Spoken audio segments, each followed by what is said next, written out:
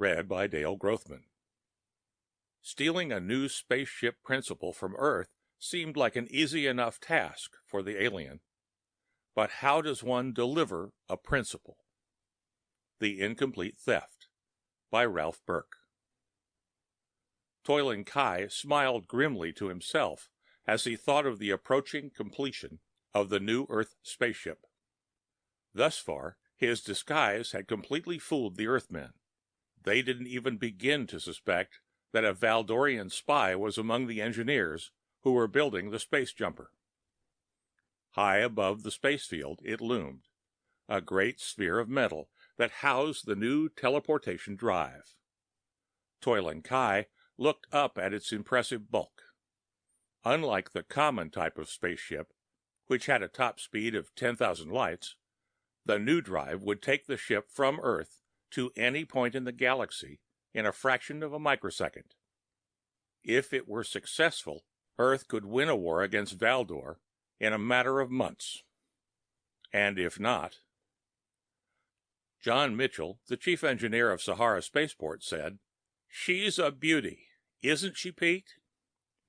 Toiling Kai, in his disguise as Earthman Pete Blaine, smiled and said, "Yes, she's a real beauty.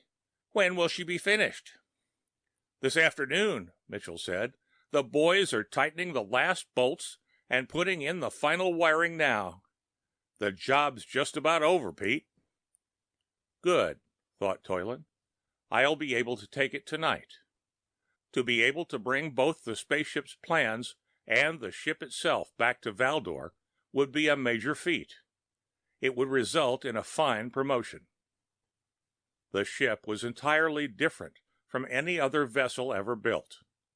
The hyperkinetic generator in its center generated a spherical force field around the ship which projected it to wherever it had been aimed for. It was simple to operate. All the pilot had to do was set up the coordinates of his target, turn on the hyperkinetic generator, and press the activator button. The generator itself did the rest. The field enclosed the ship, and instantaneously the ship was 100 or 1,000 light years away. That evening, Toiling Kai stepped out of his room and strolled over toward the spaceship. It was surrounded by guards, and it was bathed in the blaze of a battery of searchlights. But that did not bother the Valdorian. Earthmen were such stupid fools. It would be a blessing for them if the Valdorians took them over and showed them how to run their lives more efficiently. On Valdor, everyone had a job, and he did it. He obeyed his superiors without asking questions, and the society, therefore, was efficient. But these Earthmen, such a lax, sloppy, inefficient society. They needed more regimentation, more precision. They needed to learn to obey orders. And they would learn, after the Valdorian victory. "Evening, Mr. Mitchell." "Good evening, Captain. Nice night, isn't it?" Toiling Kai looked around wearily and saw the lean, spare figure of John Mitchell standing some distance away. He was talking to a man in a military uniform, one of the guards posted on the project. The Valdorian ducked away. He didn't care to be seen. Not tonight of all nights. He walked all around the spaceship, studying it carefully from all angles, keeping well out of sight of the guards that surrounded it. The ship appeared to be ready to go. All he had to do was get inside and take off. Simple. Very simple, Toiling Kai thought. The greatest victories are always simple. The ship was supposed to be lifted above the atmosphere on her jets before the hyperkinetic generator was used. But the generator could, in an emergency, be used on the ground. Toiling Kai smiled. As far as he was concerned, this would be an emergency. The Earthmen, he thought pleasantly, would feel very foolish when their greatest ship simply vanished from under their noses. After making a thorough reconnaissance of the area, the Valdorian decided he was ready. He switched on a tiny power pack at his waist and the invisibility belt he was wearing was energized. If anyone had been watching the shadows where Toiling Kai was standing, they would have seen a faint blue glow as the Valdorian faded slowly from sight. Then, boldly, the alien strode toward the skyjumper. Nothing stood in the way of success now. He walked directly across the well-lighted safety area, and the guards paid not the slightest attention. At the airlock door he paused to take stock of the situation. He had to move fast now. The success of the whole mission depended on timing from here on out. At the airlock door he paused to take stock of the situation. He had to move fast now. The success of the whole mission depended upon timing from here on out. The guards, naturally, would see the airlock door swing open. They would know something was wrong. It would take them, he estimated, about 4 minutes to bring up heavy armament to blast the door open. Moistening his lips nervously, he decided to correct the estimate. Better make it 3 minutes for safety's sake, he thought. In that time, he would have to warm up the generator and punch the coordinates for the planet Veldor into the big guiding computer. Doing that would require, say, 2 minutes, giving him a minute's leeway. Good. He waited until the guards all seemed to be looking away from the airlock door. Then he pressed the lock. The door swung open, and Toiling Kai stepped quickly inside. There was a shout from one of the guards below, but they were too late to do anything. The Valdorian had the airlock door closed before they could see what had happened. He turned the master switch on the inside of the door, which locked the door against any outside interference.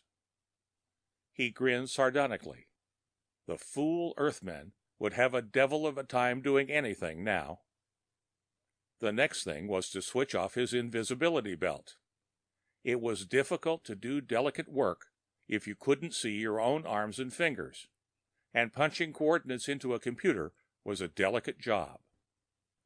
He turned toward the inner door, and at that moment the door opened.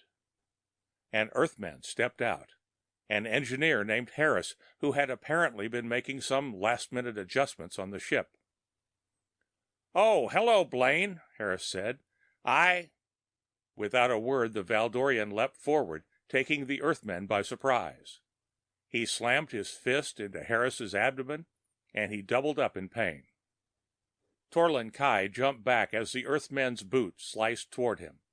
The toe of the engineer's boot hit him stingingly alongside the jaw, but the Valdorian managed to grasp the foot and twist. Then he bent and picked Harris up and knocked him down again with a crashing blow to the chin. He left the unconscious Earthman on the floor, locking him inside the airlock. He would be no trouble there. The real trouble was that the fight had delayed his timing. It must have taken all of a minute, and in a split-second operation such as this, an interval of a minute could be fatal. Without wasting any more time, he got moving.